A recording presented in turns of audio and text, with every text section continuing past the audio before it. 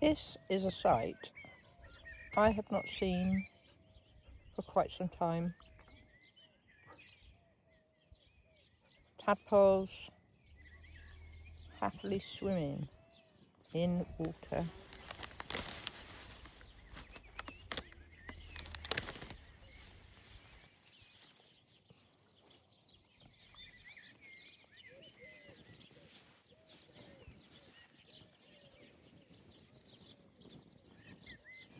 Look at them all.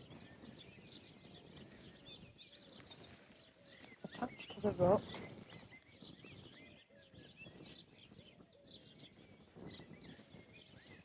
So I was having a close look. They still are in the format where they haven't got any tails, any legs yet. Just got the tail. Some are moving around, but a lot of them. So maybe they're eating the moss, the lichen that's on the edge there. You see in there, in the sunshine.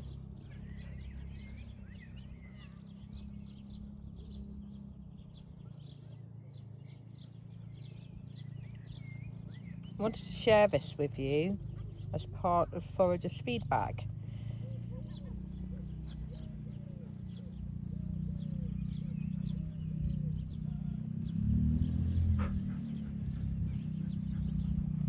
I was hoping that I might see some with legs before we left. You see the fish darting around underneath. So there's a story that suggests that wherever there are frogs in the water is clean enough to drink or won't kill you. And the tale around this relates to a frog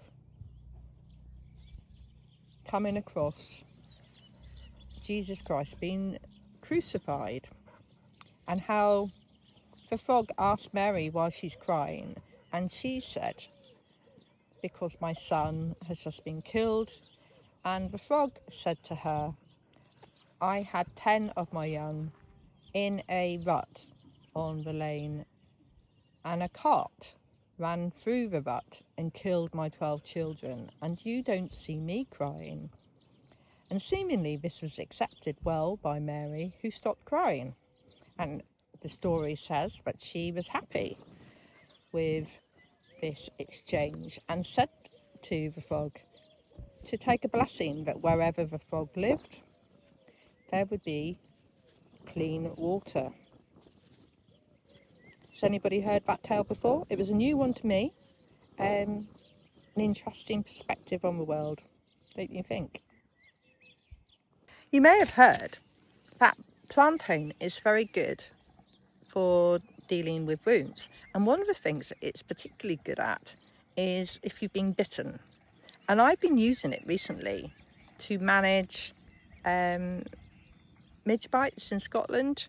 And what I notice is in the forest, especially Anfernog, where I went recently, is there was loads of plantain growing.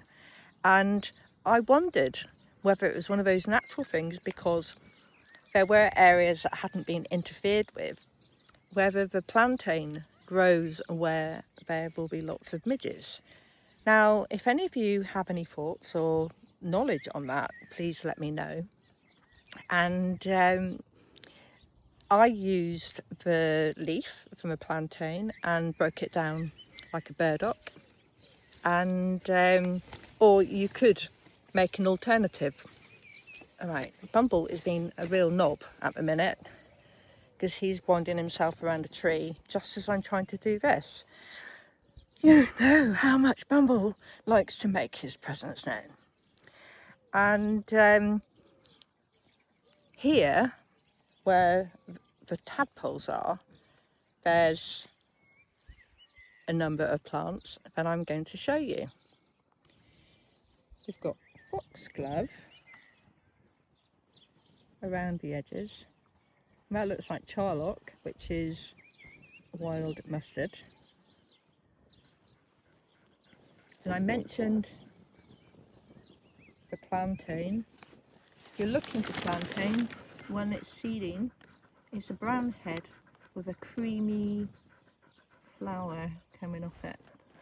There's not a huge amount of plantain here. There's a lot of longer grasses, a sort of grass that dogs like eating, and we've got burdock. And the dock leaves are also good if you get stung by stinging nettles. And according to a Romany book that I've been reading, it was written by a non-Romany lady called Irene Soper, and she said that she was told plantain works a lot better on nettle stings than burdock. So its antihistamine actions would appear to be better, and maybe it works a little bit faster. There's another plant in there. You can see it's got between 7 and 9 points. Google suggests this is called butterbur, and I need to look into that a little bit more. There's loads of butterbur here. It's a really clean environment, which might be why there's plenty of butterbur. In the background we have some red campion, more charlock, and then there's elder by the look of it. More bushy than the rowan trees. There's plenty of rowan trees up here. Mountain ash, it's more commonly grown. So this is what our areas could look like if they weren't being polluted by the waterboards. Beautiful, isn't it? You know, those streams that we remember when we were children. Minnows in the brown water.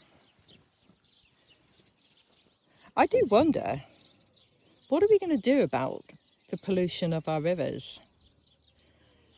And should the guardians of the rivers be taking the waterboards to court, gather together with a class action?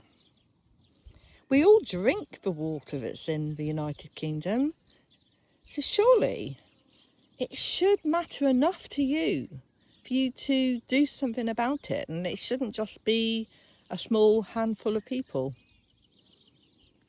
I don't know. What do you think? I'd love to read your comments and know what you think. Say goodbye to the tadpoles who are living in a beautiful, clean place.